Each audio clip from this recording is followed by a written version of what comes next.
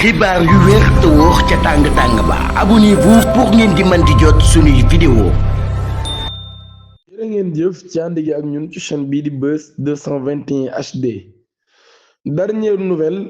dañuy ñëw ci guerre bi nga xam ne jamono ji moom moo dox ci diggante Iran Israël États-Unis ak sax ca Liban. Ministre iranien des affaires étrangères bii di Abbas Araghchi moom mii daan nay tontu ci menace yu Donald Trump ngir cibler ay centrale iranien yi nga xam ne moom mii daal daan nay xam ne ni moom Donald Trump nag dina ko cibler te dina ko songu ci loolu yi sax nag daal daan nay xamle ni Iran moom du sedde mukk te dafay wéy di taxaw kun ne li nga xam ne moo di ab geeram. Donald Trump nag daan na koy tontuwaat daan ni dinañ xam bu dee ne moom mii li muy wax dëgg la wala déet. maanaam Trump daal nee na li Abbas wax moom bu dee dëgg la wala du dëgg ñoom dinañ ci xam dara ndax ñoom ñi pare nañ am nañ détermination nag songu Iran ci boppam daal leen di wan luñ mus a dund. li waral loolu yi nag mooy tëj gi nga xam te nañ ko détroit d'Ormuz bi day Trump dafa joxe ultimatum bu toll ci 48 heures boo xam ne tey jii bu minuit jotee ca France mën nañ wax ni di 23h ci réewum Sénégal wala 22h 23h je crois que une heure temps la ñu rawantee ni bu fekkee tëjiwul détroit d'Ormuz bi ci lu amul benn condition ñoom day dinañ attaquer centrale électrique yi nekk ca Iran énergétique yi nekk ca Iran yépp tey dañ koy commencé ci bi ci gën a mag. Iran xam le ni su loolu amee dina def ab riposte bu metti lool ci kaw États-Unis attaqué bépp intérêt boo xam ne nekk na ci golfe bi tey dina ko infliger lu metti lool mu nekk nag kon loo xam ni jamono ji tay moo ci des ñu xool diggante Donald Trump ak Iran fan la yëf yi di mujjee. kon guerre bi mën nañu wax ni dugg na ci ñeenteelu semaine am waaye nag pareegul pour jeex ndax amagul benn négociation boo xam ni jàpp nañ mën naa aboutir. amiral 4 étoiles à la retraite nekk ancien membre des navicials du Williams McRaven daan nay wax ci mbirum Donald Trump de neen Donald Trump ci boobam nag daal moom daf ñoo déshonoré daf ñoo rusloo ci suñu kanamu njaboot waaye sax daf ñu humilier rusuloo ñu tuutal ñu ci kanam àdduna bi yépp waaye daf ñoo xaajale sax en tant que nation. média israélien chaîne I24 daan nay xam ne Hezbollah ci boppam daan nay déployer ay missiles yoo xam ni intercepté ko du yomb de mu ni ay missiles la yoo xam ne yu complexe la pour armée israélien bi daal koy intercepté. ba tey autorité division israélien li ñu xam ne mooy armée bi ñu ngi commencé nag di jëfandikoo ay munitions yoo xam ne nag daal amul benn précision dañ ko stocké woon depuis daanaka 50 ans muy ab demi-siècle jamono ji moom lañu jëfandikoo ngir frapper ay bases militaires yu nekk ca Iran li ko waral mooy ngir wàññi cher goo xam ne guerre bi cher na ko ci ñoom waaye tamit vider li nga xam ne stock yi nga xam ne am nañ ko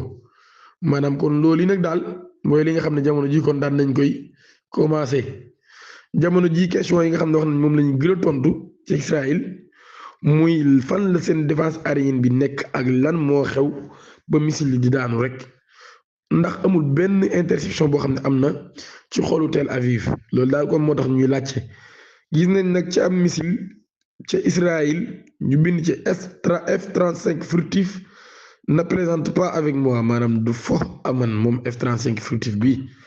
daal di bind tamit daan ni c'est moi seul qui échappe au radar man rek maay rëcc ci radar yi man rek maa ciy mucc. ba tey ci beneen missile wala ci yeneen missile yu ñu war a lancé ñu bind ci jërëjëf Alaaji Pedro Sánchez ba nga xam ni moom mooy premier ministre bu Espagne waaye itam daa ci bindaat jërëjëf aux manifestants yi nga xam ni ñoom ñooy jàppale régime iranien bi nekk ca Londres. maanaam daal ñoom ñi kon ñu ngi leen di jaajëfal bu baax a baax ci jàppale gi nga xam ni ñu ngi leen koy jàppale ay explosion gis nañ ko ca ab base américain bu nekk ci Arabie Saoudite ab missile iranien aussi daan nañ koy daaneel ca Émirats Arabes Unis. ba tey ci loolu yi ci la ñuy jàllee ci beneen xibaar li nga xam ne moo département américain day ñi ngi amal ab alerte de sécurité mondiale pour seen citoyens américains yi nekk ci àdduna bi yépp ab avis de sécurité boo xam ne ñu ngi koy def le 22 mars 2026 le département d'État américain daan nay conseil citoyen américain yi ci monde entier bi ñu def preuve de vigilance accrue département d'État bi nag daal ñi ngi recommandé aux américains fépp ci àdduna bi rawatina ñu nekk ci Moyen-Orient bi ñu daal di prudent américains yi ci boppam ñi nga xam ne nag à l'étranger aussi war nañoo topp ay instructions yi nga xam ne nag daal ñi ngi def ay alerte de sécurité par l'ambassade ou le consulat américain le plus proche ñu daal di wax ni kon nag daal tëj yi nga xam ne tëj nañ ko leen ci ay espace aérien loolu yi mën naa indi ay perturbations ci déplacement yi waaye tamit ay installation diplomatique américain yoo xam ne jamono ji daan na leen ciblé rawatina sax am na yoo xam ne nekkul ci Moyen-Orient bi ba tey ci loolu li ñuy wax ni ay groupe yoo xam ne dañuy soutenir Iran à tout moment ñu jàpp ne ñoom ñi tamit mën nañoo viser yeneen intérêt américain yi ñi nga xam dafa nekk ci bitim réew moo tax daal ñu leen di wax kon nañu bàyyi xel bu baax a baax Harris di wax nag daal défense bi nga xam ne Israël am na ko jamono ji défense la bu limité lool te nekkul tamit stock boo xam ne mënuñu koo jeexal loolu yi lañ daal di xamle mu nekk ab situation boo xam ne kon bu doy waar la ci Israël ab situation de frustration règne parmi certains militaires américains ñu xam leen nag daal opération bi nga xam ne ñu ngi koy amal contre Iran moom ak maanaam ñu bari dañoo bañ ni duñ ko ne di xeex boobu lépp guerre ndax guerre politique la tàmmalu leen benn njariñ kenn sax koo xam ne ab américain la daan nay xamle ni moom mii di ab réserviste leen ci soldats yi bëgguñoo dee ngir Israël maanaam daal daan nañu gis li nga xam ni moo di ab absence d'un récit clair et convaincant justifiant la guerre contre l'Iran maanaam ñoom ñi wanuñu leen dara lu leen mën a convaincre ngir ñu kon ne guerre bi xeex Iran maanaam kon ñoom ñi jàpp na dañ leen nekk di leen yuus di leen dugal ci guerre boo xam ni seen yoon nekku ci ba tey Harris di wax ni ab risque la que les mouvements militaires produisent un résultat contraire à celui recherché mun nag daal li nga xam ni moom mooy xew jamono boo xam ne intention yi ak capacité de l'ennemi dañ ko évaluer te dañ ko évaluer baaxut su boobaa nag conséquences yu doy waar rek lay jur mu ne nag daal li ñu prouvé benn yoon maanaam loo xam ni ab campagne aérienne ci boppam moom moo ko wane mënul impressionnant la te loolu yi nag daal day xam ne ni ay changement moom mënta am mu ni nag daal kenn waajutoon ab guerre bu mel nii maanaam wala sax kenn xalaat ni guerre bi mën naa demee nii. Opposition de l'Espagne a participé aux attaques américano-israéliennes contre l'Iran. Ministre espagnol des Transports neen nag daal nous n'irons même pas dans l'allée avec vous espèce de criminel voyons si vous finirez par comprendre cela. Opposition bu Espagne bi ci boppam dañoo participer ci attaques yi nga xam ne kon Amérique mi ngi koy def contre Israël moo tax ministre bi nee na leen yéen ay wuyu ngeen. député bi nga xam ni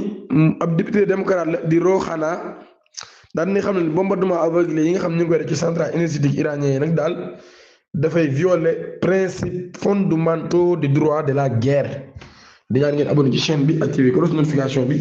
te aimé vidéo bi jërë ngeen